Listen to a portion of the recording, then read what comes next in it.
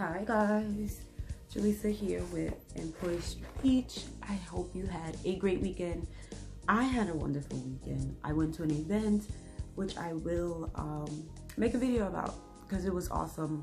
It was called Creative Women Build Vision and it was just great. Have to make a video about that.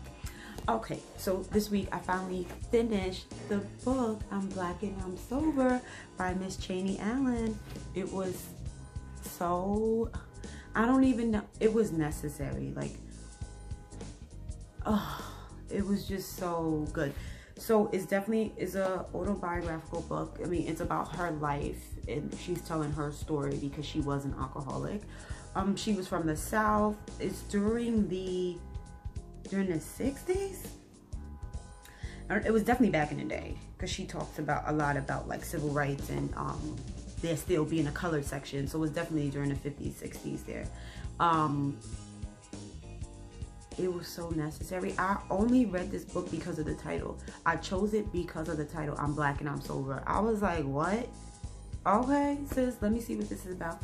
I wanted to read it because I am trying to be black and sober. Like, not necessarily like I think I'm an alcoholic or I have a problem, but I realized that just like in life, drinking has never been a solution to a problem. I might have thought it was, but it's never been like a solution. And I can get drunk with the best of them, but I never really thought of drinking as like a solution. And I was just like, wow, let me read this book. Let me see what she's talking about. And let me see if I can apply it to my life. So I would rate this book just like out of 5.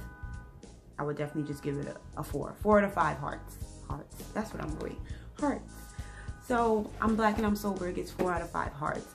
It was entertaining. It was informative. It shed light on a problem. It was really good. Only reason I wouldn't give it 5 because of the ending, which I won't tell you about, but I just didn't like the way it ended. I just wanted more. Not more, you know, from just being selfish, but more of to end it, to round off the ending. I needed more of the story. But I wanted to share with you guys some things that I thought was just great. So in one scene, I want to read this to y'all because it is just so. And about drinking, let me just go back to drinking real quick. She says something about drinking that was just like, oh shit. She says that, hold on, I gotta read it to you because it is just, it's very, I don't know.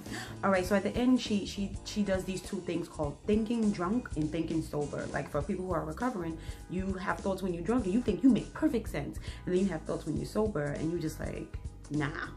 So she says, the thinking drunk part is as long as one drinks and doesn't use drugs, it's okay. And then the thinking sober part, like how you would think if you were sober, alcohol is also a drug and it gets one in trouble and sick. And that alcohol is also a drug part was just like, never thought about it like that. Like it is, like you hear people say it and I'm like, all right.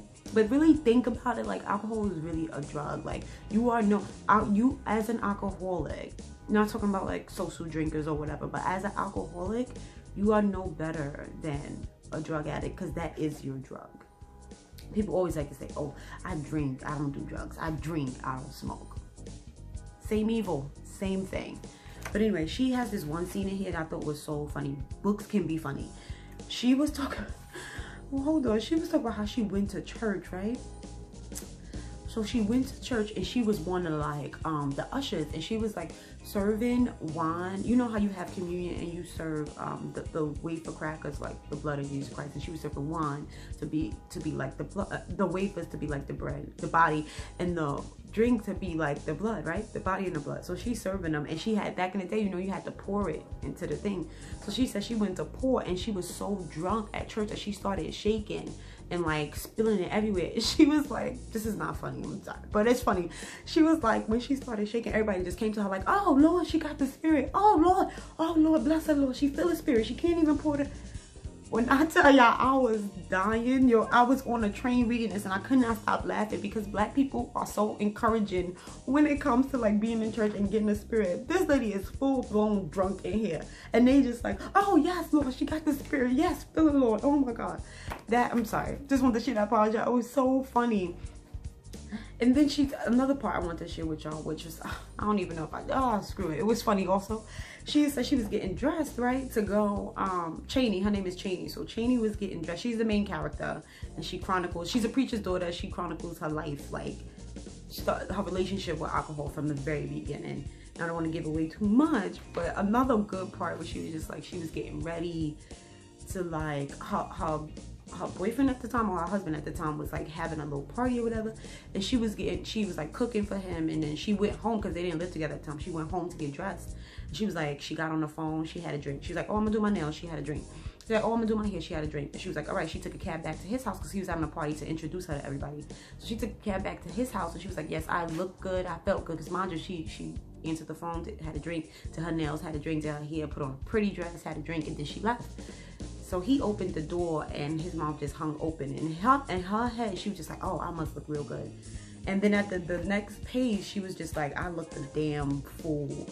I put on house slippers. I had on my house dress. I was so drunk that I don't even remember what I had on.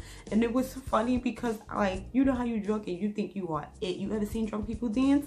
They are living their best life. Like, and they look crazy. That's what she's talking about, like, thinking drunk and thinking sober. And I just remember when I used to, I mean, I still have wine socially, but I don't drink like I used to. Like, I used to, like, not remember when I used to drink. And I just remember, like, when I used to drink, and this was when I, like, one of my first jobs working in the supermarket, and I would, like, drink and, like, get a hangover, and then the next day, I would just be crying because, like, my stomach hurt, I had a hangover, I had a headache, but also because I just felt like the people at my job should understand my hangover. Like, they should just let me stay home. Like, I have a hangover. I used to be, like, tearing up walking to work. Like, they don't care. They know, I work hard throughout the week. This is the weekend. I need to have a drink. Why I gotta go to work like this?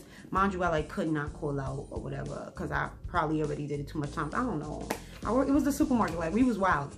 But I just remember being mad at everybody and just feeling like, yo, they should understand that this is, like, I'm young. Because that was another excuse. I'm young and I should be able to drink. I should be able to have a hangover and not be able to come to work. And I just don't understand why. In my mind, the world was against me. Partially, probably because I was, like, still drunk.